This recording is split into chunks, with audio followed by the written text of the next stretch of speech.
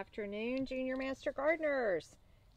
We're going to start here in a couple minutes, but I wanted y'all to see the cool stuff that we're going to be talking about today. This is session 9, Seed Science. Look at all of those cool seeds. So we're excited to be able to share our seed science with you today. Just a reminder, I'm going to get over here. We have a experiment page that goes with this, so be sure that you have that. Hopefully you're able to get that out and we're able to print it. We'll be kind of going through that. If not, Lisa, maybe you can pull it up on the computer. So they can maybe pull their stuff together as they are getting ready. Okay. Welcome everybody. We're going to start in just a few minutes. So the supplies that we have listed for today, plastic bag, paper towel, stapler we're going to use, and then we had some seeds that we asked you to soak overnight. So if you haven't soaked these yet, you can soak them and maybe do this experiment actually tomorrow. But one thing we're going to show you that's kind of cool is look the volume of water these seeds soaked up. They are like sponges. So we'll talk about that in just a few minutes. Okay, so we're going to allow a few minutes for some more of our friends to come on. I see some of our question answer team is there to help. Thank you so much to Janet and Trisha and Karen. I see Kevin Laughlin's on. We have several of our friends that help quite a bit.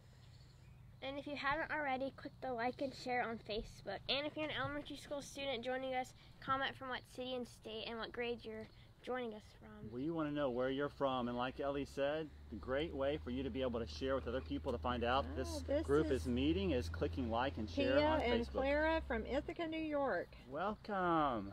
Kate we and love Gabe Ithaca. We've and been there Orion before. From WNC. So what's the weather like in Ithaca today? I wonder if they'll comment back to tell us that, how warm it is getting to be, since we're starting to get a little bit into the spring. What's the weather like in Ithaca? Thanks, Nicole, for your help today. Oh, North Carolina. Alex from Michigan. Hi to Alex. And if you are a person who's just kind of thinking about maybe having a friend come with us, remember it's not too late to have them start joining us. And they can have their parents' Facebook and just hop on. Philadelphia and Kentucky and South Dakota and Idaho and Pennsylvania. Wow, that's awesome. So be sure that you're getting your supplies. Did we show them the page? That's a printout page from that. Yeah, let's take a look at that. Site. Also, some light on that one. I don't know if it's showing up or not very well. It's a seed science experiment page that should be in the link. Oh, College Station Kindergarten. Hi, Holly. Excellent. All right, 1 minute. We'll start in 1 minute now. Okay. And if you're on the call and you haven't officially signed up to be a part of the JMG group, then you can go to the JMG website, jmgkids.us/fblive. Lisa's zooming in on that URL. That's a way to get information about these sessions, what we're going to be talking about that day, the experiments we're going to be doing, the supplies that you can prep for, but there's also a place to sign up. So if you want to be an official member of the group and be able to earn a Junior Master Gardener certification by the end of our FB Live group, then that's a place to officially sign up to do that. Yeah, and our online group that's helping have posted those links in the comment box. So, hi Brayley from Blanco. That's close to my hometown. Glad that you're here. That's kind of cool. So we're going to be splitting away some of these seeds on the side. Oh, Megan submitted her wrap video, by the way, Randy. Oh, I got it. That's something else. We'll remind them at the end. The last session was having our college students and Ellie and I perform the plant parts wrap, and we're inviting all of the Junior Master Gardeners that are part of our Facebook Live group to send in a video clip. And you don't have to do the whole video clip of the entire wrap, but if you pick just 3 stanzas and you can email that to our Junior Master Gardener at Gmail email address, or have a parent just post it on Facebook, our Junior Master Gardener Facebook, and include the hashtags. So more information about that is also on that web address page that Lisa just shared. All right, ready to get started. Okay. So welcome back. We are already on session 9 of this JMG FB Live group, and we've heard there's a lot of new people joining, so we wanted to stop and just say welcome.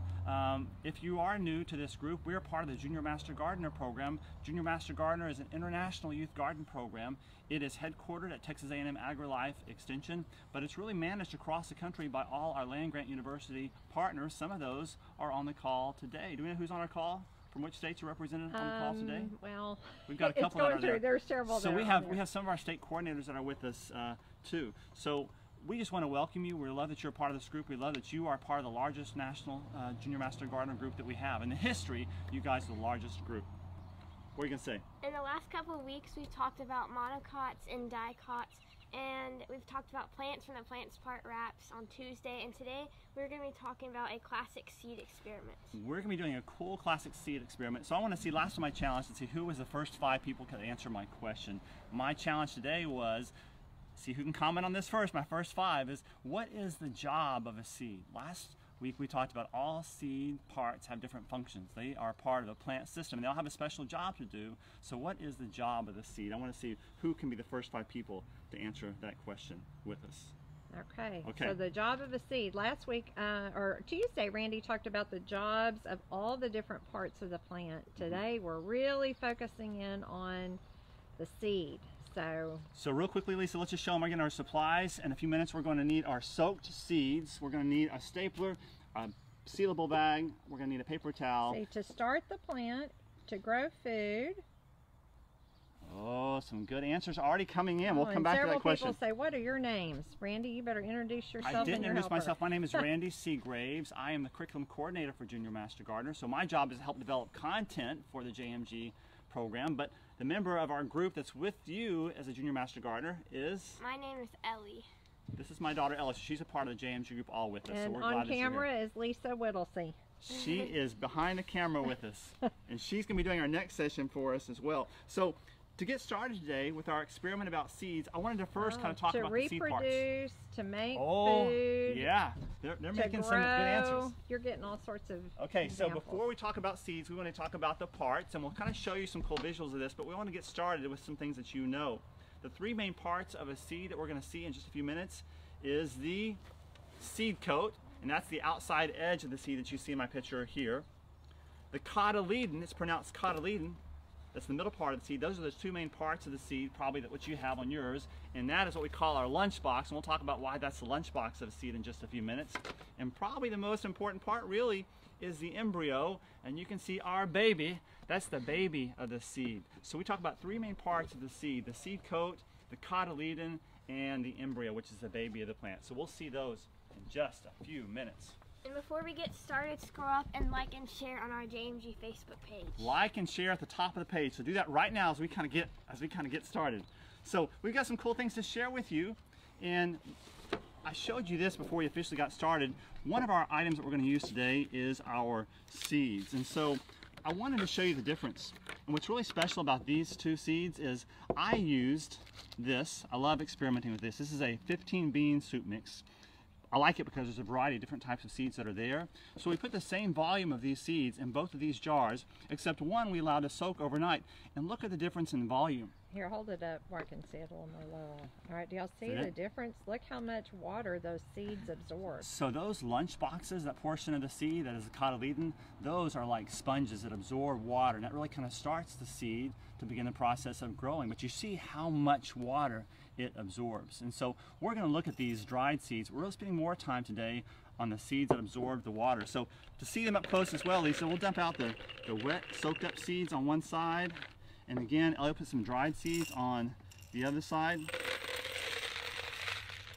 Isn't that pretty cool? Isn't that pretty amazing? So, look at the differences. Besides the size being different between the 2, is there anything else that you can see that is different?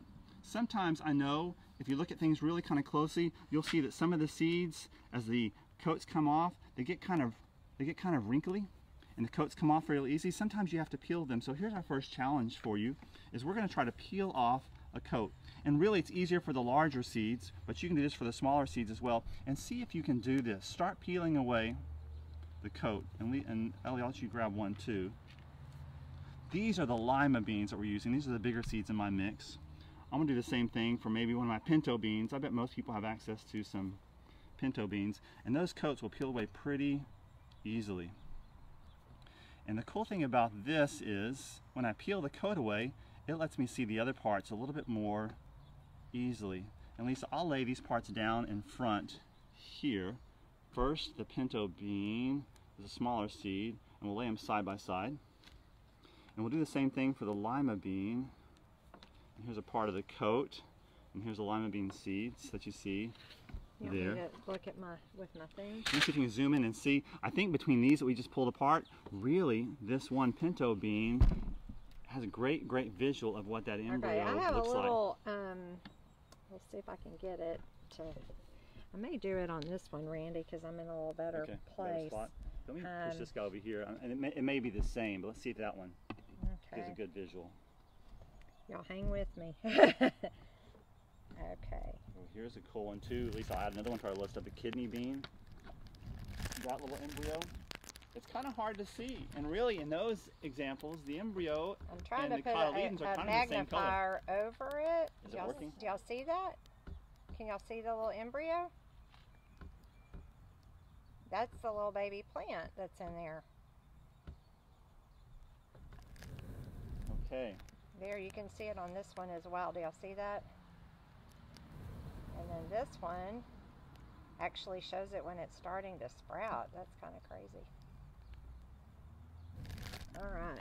Okay, so we're going to get prepped for our experiment page. But before we do that, I want to show this visual we created for us, Lisa. We've seen the different parts of the plant, and for our poster pages we've created here, we have our seed coat. And the first thing I'm going to do for our example here is kind of pull away our seed coat. Okay, we're good. Yeah, I was just making sure I didn't see any comments. I was making sure we were still going. So there's my seed coat, Lisa. You got that one image as well. And these are my two parts of the seed, the two cotyledons. And this is my little embryo that's there on the side. So I want to see first if some of our guys that are on the call can find those parts. I'm going to seed coat. That light's right on it. And we'll pull the seed coat away, and those two cotyledons that are there side by side, and then the embryo of the plant. Because as we're peeling apart, know, Karen and our team, let us know if you can see that. Okay. Okay, so as we kind of look at that, and we have some of the people, some of our junior master gardeners on the call that are able to see those parts, next we want them to pull out this. We're going to get started on our seed science experiment page, okay? So we'll have you, maybe Lisa, kind of zoom in a little bit on Ellie working on hers, and we'll kind of do this a little bit together, and then we'll officially start our experiment. So the first thing Ellie's going to do, if you look on your page, it asks you to draw a star on your page on the cotyledon of the seed. So the first thing Ellie's going to do is just put a star on that cotyledon, just to show us you know where the cotyledon is on your page. Ellie, what is the second? The second thing says to draw a circle around the embryo of the seed. So she's going to use her pen to draw a circle around the embryo. And what is the embryo of the seed? What do we call the embryo? What is its job? It's the baby of the plant, isn't it? Just like we had your baby that was over there on our stash of stuff. And the number 3 question, what does it ask? What does the lunchbox called the cotyledon do for the plant? Now this is so important, you guys. And we have our poster of it here. We have real examples of it here. But this is a special part of a plant because this cotyledon is the lunchbox. It gives the plant, the baby plant, enough food to start sprouting, to germinate and grow leaves. Because once it grows leaves, then it can have its own food source. Those leaves can help it to use the sun's energy to make food. But the lunchbox, these little pieces are so important because this lunchbox provides food for the baby until it can grow its own leaves and make its own food source. So these are so important. So Ellie's adding that. That's number 3 on your page as well. So here's our experiment that we're going to do. And before we go to number 4, we're going to have Ellie set up our first part of our experiment. So Ellie, fold that in half. We're going to have you insert that half paper towel piece into your baggie. So just a regular paper towel? We used a regular paper towel and probably a quart-sized baggie. The sealable bags make it a little bit easier. And if they don't have paper towel, you could use just a napkin. A piece of paper would even work for that, just enough to allow the seeds to have some moisture. The second step is we're going to have Ellie take our stapler and do a line of staples about this far, and do a line of staples going all the way across that bag.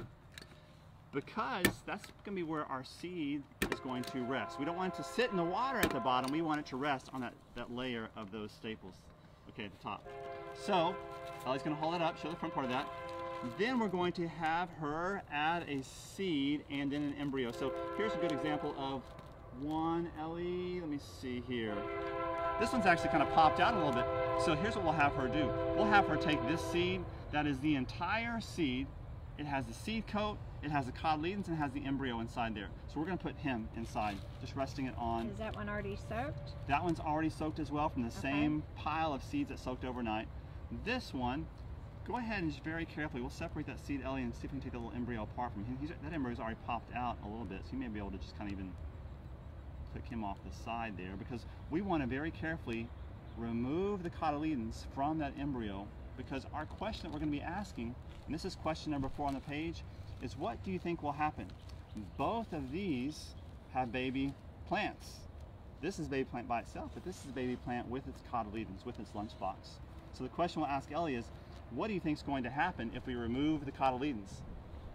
Is this guy going to be able to grow? Is this guy going to be able to do anything? So on question number 4 on your seed science experiment page as well, we want you to answer that question. What do you think is going to happen if we remove the cotyledons? So Ellie's going to write her answer in, and then we'll see if anybody wants to comment and give us their answers also. It's really important, and as soon as our session is done, we're going to take this inside and give it water just to keep it damp. And you'll see maybe water collects at the bottom, but that water will rise up and be able to provide a water source for the seed as it grows too, okay? Now, because we want to let you see in advance kind of what it may look like, and this is only a couple days old, we took this one and let it grow for a couple days. We hung it up in a window, and I could see it's already absorbed a little more water. I can see some greenness starting to happen, so it looks like maybe because it's had access to some light, it's already starting to do a little bit of photosynthesis, okay? One thing that we'll make a tip for is that when you do this, it's good to leave it open a little bit, and we even blow it in there a couple times a day as it was growing, because that air circulation helps it from getting rotten inside, because sometimes it will kind of get fungus and the seeds will kind of start getting rotten instead of actually starting to grow. So that's like a tip to help make this experiment to be, a little bit more successful. Okay, so Randy, would you recommend them writing on there like the date of when they did that? The date of the start of that would be a great way, because scientists are really good about collecting information and measuring, and one aspect of this is measuring how much time passes between the time it starts and it really starts to germinate. Okay, so number 5, the other thing that scientists do, they collect data, is they create pictures. So right now we're going to ask Ellie to draw a picture on her number 5 page to collect the data of what her experiment looks like right now. So right now she's got her embryo without the rest of the seed parts, and then the entire seed that has the embryo and the seed coat and the cotyledons all as a part of that one piece. The next step we're going to ask her to do is number 6, and do this at home also. If we ask you to make a prediction of what you think it will look like in 1 week, what do you think is going to happen between these 2 seeds? So what we're going to challenge Ellie to do now is draw a picture of these after 1 week of growth. What will happen? Do you think they'll both grow? Will one of them grow? Will one stay the same? The other one will grow taller? What do you think is going to happen? I think this one will stay the same. Maybe this one will grow a little bit. Okay, so her 2 jobs are, and we're going to stop after this one, is 6 and 7. What do you think is going to happen? Just give me a quick sentence or a phrase of what you think is going to happen, and then draw a picture of it. So we're going to make a prediction of what this is going to look like in 1 week. So scientists, when they do experiments, make hypotheses a lot, and that is a prediction of what they think is going to happen. So all this process, when we are taking part in these kinds of science experiments, they all begin with some kind of a problem or some kind of a question you're going to answer. And our question is, what's going to happen if we remove the cotyledon from an embryo? And so like Lisa said, we're making a prediction, we're making a hypothesis, and then the next step, you can see on your page, says to wait. We're going to stop and wait for 1 week and let the experiment progress, and we'll collect information after 1 week, and we'll draw a picture again and find out what happens. Okay, any comments coming in or questions about that, or people who've done this on their side? If they do, you can just interrupt me, because one of the things I wanted to share about is sometimes when we work on things like this, we get ideas to kind of take it a step further. So we're starting out with this, as our experiment, and I showed you what ours look like after a few days, but we're thinking all these seeds are kind of cool, and we wanted to create a bag that's a larger scale. This is a gallon-sized Ziploc bag to show what these different seeds do as they continue to progress. And you see there's some humidity that's kind of fogging up that's in there, but these seeds behave very differently. They have different sized cotyledons, and I've got a wide variety of different types of seeds that we're looking at, and some we're finding out are more successful at being able to germinate than others are. Okay, so Ellie, let's move our stuff out of the way, and I want to bring this over here because this is a cool item I wanted to have Ellie share with you. We wanted to see from our bag of this 15 bean soup mix that we stole some seeds from, we wanted to do a test to measure how many of them germinate. It's called the germination rate. So what does germination mean, Randy? That's a good vocabulary word. I think we may have mentioned that in the last session, but we haven't come back to that one. Germination means that the seed begins to sprout. It first starts to grow. And when it first starts to grow, what happens first? Do you think that the stem forms or the root forms first? I think the roots form first. So when it germinates, the seed first starts to grow, and usually we see it germinating in a garden area because we see that little green sprouts start to poke up. But I'll tell you, there's a lot of things that happen. There's a lot of work the seed is doing before it gets to that point. Okay, so to answer the question about which happens first, roots or the sprouts of the stems, she's going to show us what we have here. And Ellie, we're going to line these seeds back up. For our experiment, what we did, because we just wanted to see what this would look like. This wasn't part of the assignment, our progression today, but I challenge you guys to do this too. If you have ideas of things that you can possibly measure, I want you to do that and share us your ideas. So here's how we set this up. We had 10 different seeds of each different seed types that were in our 15 bean soup bag.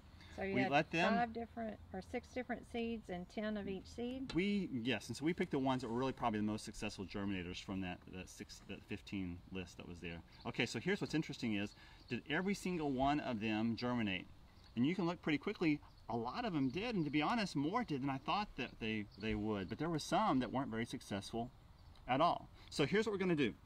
I've made a list of all of these different types of seed types that we have here. Kidney beans, pinto beans, lentils, black beans, garbanzo beans, white beans, and then lima beans. And so real quickly, we're going to count, and we're going to create our germination rate, our percentage, because we have 10 that are here. So this is how we'll do this. This first one, the kidney, was great, successful. So count the ones that sprouted. So 1, 2, 3, 4, 5. This one does 2, Yes. 6, 7, 8, 9, 10. So if we have 10 out of 10, that is literally a 100% germination rate. That is pretty fantastic. What about pintos?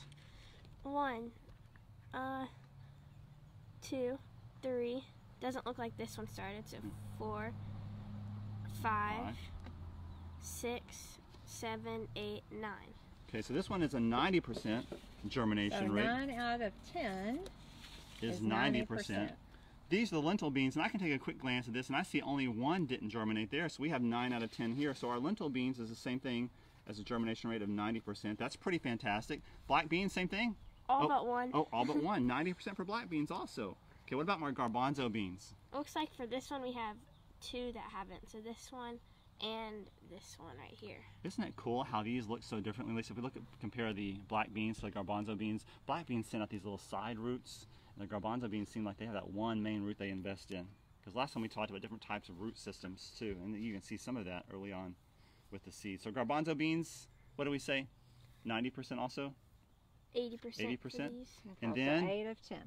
And then the white beans. 1, 2, 3, 4, 5, 6, 7, 8, 9, 10. All of them. Dang, that's a 100% germination rate. That's pretty good for that. And then lima beans is what surprised me. And I will point out, and you may be able to see this too, I looked in the ingredients. This is actually 2 different types of limas. There's big limas and baby limas. And so we have these mixed together. But if we count these, how many do we see that didn't germinate?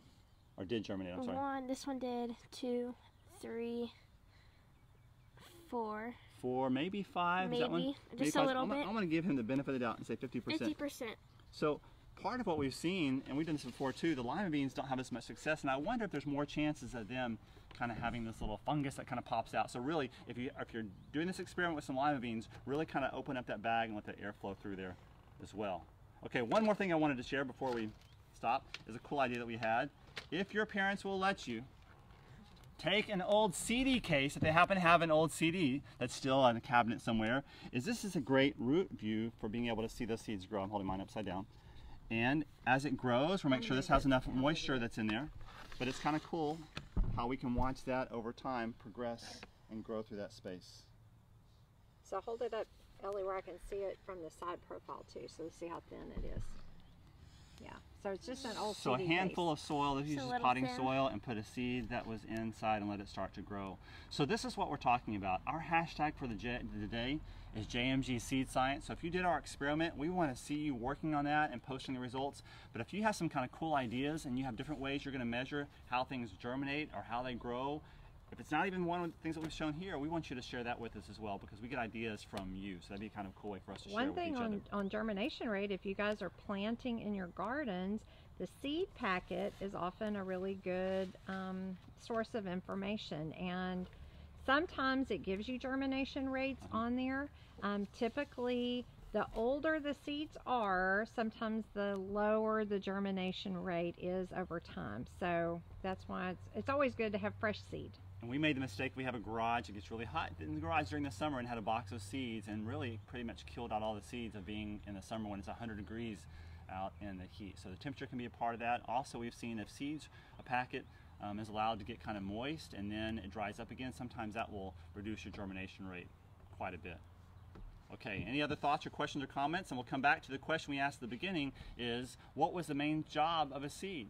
So we had lots of guesses. The main job of the seed, because it's the baby of the plant, is to make a new plant. Just think, if seeds didn't exist, there would be no plants being created to replace the parent plants that are there. So the main job of a seed is to grow a brand new plant. And what's amazing about this is, if you think about, even from our bag of seeds that we have here, there are hundreds and hundreds of plants that can grow from that one bag. If you cut open a piece of fruit and you see dozens of seeds that are there, there's so many plants that could come from that one piece of fruit. So we just tried it with beans, but Randy has a few more examples. Well, and I wanted to share these because these are kind of special, and it's kind of hard to see. All these seeds are different sizes and shapes. This one's large, and you can see that it is dramatically larger than the others, and that is from an avocado. And it has a smaller, it has a bigger seed compared to these others, but look at this guy next to it. That one's actually started to split open. So Ellie, show them the inside of that. We see our two cotyledons, and you see in the very center portion, can you see the embryo that's there? A little seed hole. Yeah, it's like a little hole on that one side, and we can see the embryo on the other side as well. So those cotyledons are especially large. It's got a big, big lunchbox for those embryos to be able to grow, have energy to grow tall enough to begin to make their own leaves to have sunlight. Okay, so we're going to stop, Lisa. We're going to shift gears, because one of the things we want to talk about before we end today's session, since we only have really a few more sessions with you, is one of the things we ask you to do before this is over is to take part in some kind of a service project. Our hashtag for that is JMG Kids Service. So if you are sharing with somebody something you know, that is service. If you are posting something online, that you're sharing some of the things that you've done on Facebook, that's sharing something you know. So that is service. We want to know about those things. A few weeks ago, Lisa shared with you how to make a plant person and do a door drop. So if we're still isolating and quarantining at that time, that would be a way maybe you could share something like that as something that you've made with somebody around you. So we want you to be thinking about, if you haven't already done this, is to think about some way you can have some act of service, making something for somebody or doing something for somebody or sharing with what you know. So last time that we met, we had the JMG Plant Parts Wrap, and we challenged you to record yourself sharing just 3 stanzas from the Plant Parts Wrap. We've already gotten several of you that submitted some videos, and we want to see more. So you can do it by our email, juniormastergardener@gmail.com. Your kid recorded singing 3 of those stanzas, and the main thing, we want to see some volume and some energy and have them have fun and be creative with it. And but they can also post it on them. Facebook with the hashtag JMG Kids Service. That's the easy way for us to handle it. And Lisa said, props are great. Props are a great thing, so it makes it fun. So we thank you for being a part of this session. Our next session is on Tuesday. If you want to see what supplies we need for that one, it's going to be a cool one. We're going to do some cool flower science, and Lisa's going to be leading a flower dissection project for you guys. It is jmgkids.us/FB Live has a listing of the activities and the supplies you need for that upcoming activity. Awesome. All right, guys. Thank you guys for joining us, and big thanks to Randy and Ellie. Y'all have a Thank you, guys. great We'll see you week. next week.